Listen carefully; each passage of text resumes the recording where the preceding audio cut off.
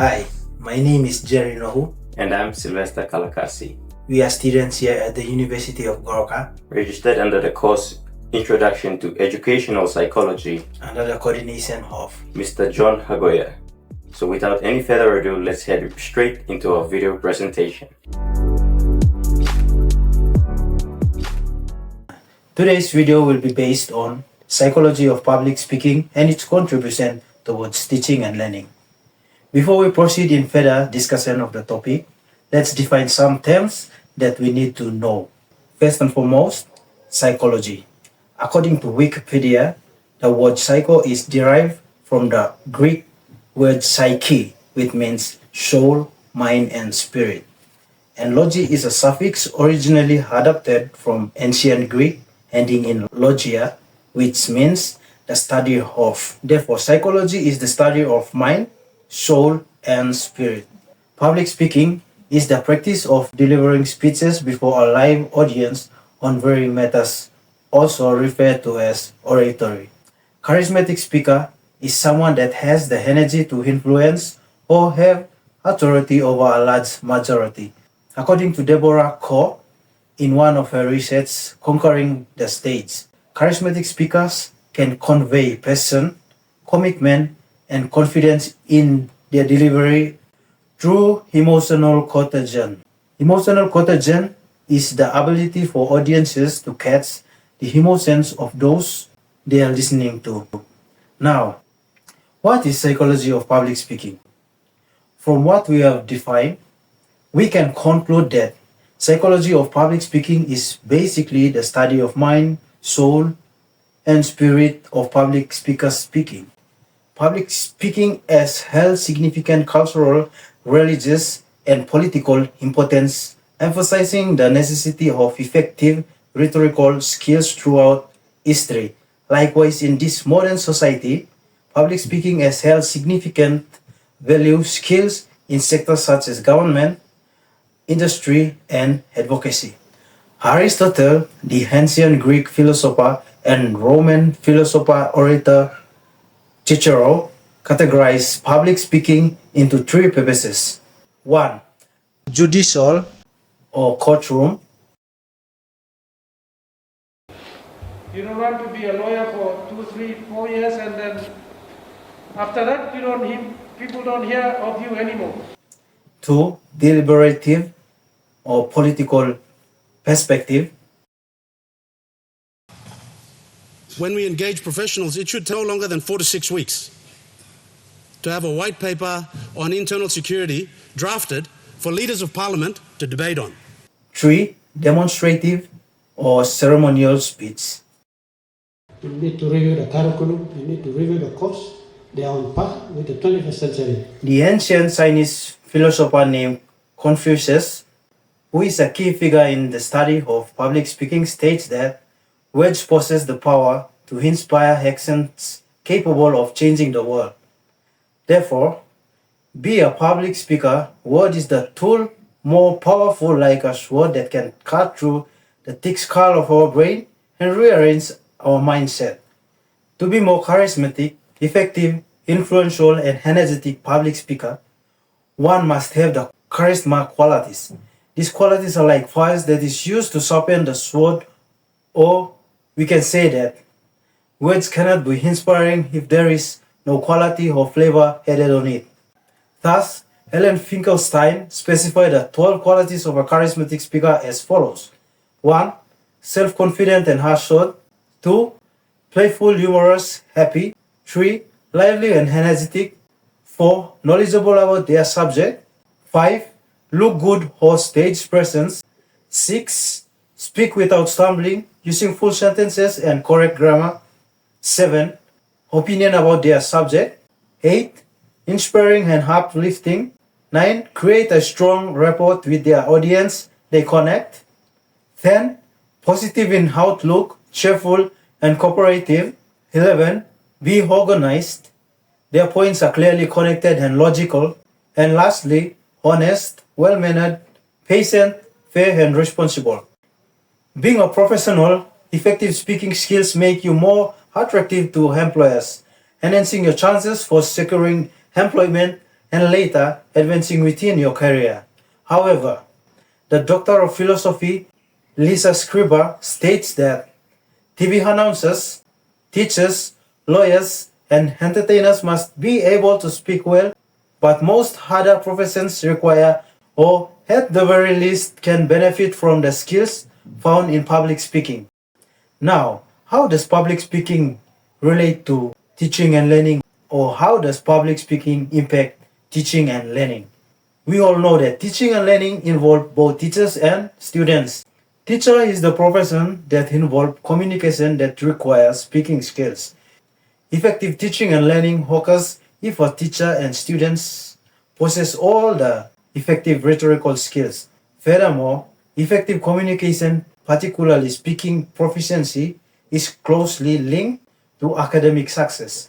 Teachers who possess the communication skills are more likely to deliver their lesson more effectively, and students will be able to understand the context quickly and easily.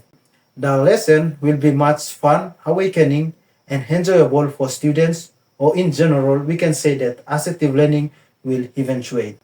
Moreover, students who possess strong oral communication skills are better equipped to participate actively in classroom discussions, articulate complex ideas, and comprehend academic content.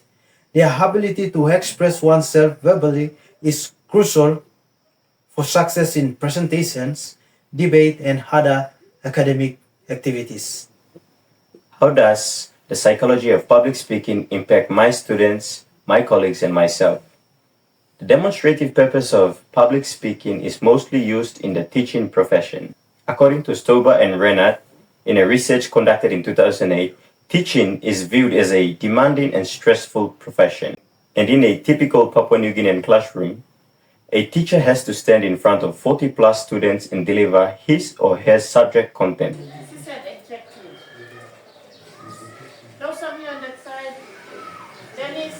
However, the delivery of the information is highly dependent on how skillful the teacher is in public speaking. Take for an example, if a teacher teaches and does not make eye contact with the students and is focused on handouts or on the board, you bet the students are no longer with him or her, as everything that is being explained or read out loud is nothing but alien language to the students. It also makes you as a teacher look unqualified for the teaching profession, even though you have the full content knowledge. However, if the teacher possesses the 12 individual qualities of a charismatic speaker, then the whole classroom with the 40 plus students in it will be captivated by the lesson and would like to learn more about the topic being presented. For instance, oh, good, nice, Jacob. Yes? B or D? B. B. Uh-huh. Okay. Who supports him? Any supporters? Yes, sit down. Yes, yeah. How do you know?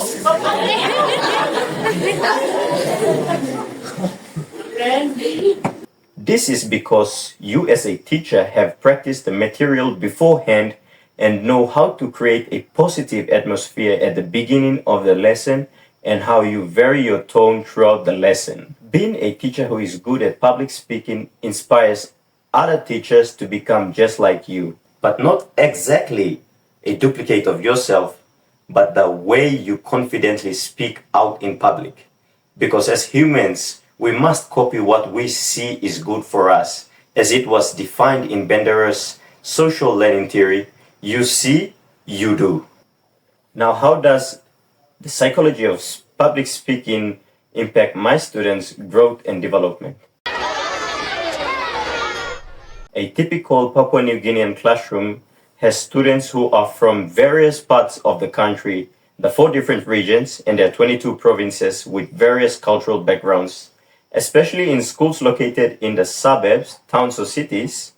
In such environments, students often socialize and participate with the ones they are comfortable with or the ones who are from the same province or region as they are. and this does not help much in their general approach towards public speaking and social gatherings. Hence, as teachers, it is our responsibility to make our students come out of their comfort zones and include them to participate in school-based activities such as debates. So with that said, I'd like to restate our main topic. We, the affirmative, strongly believe that tourism can alleviate the poverty issues in Papua New Guinea. Place. You come from Inaim.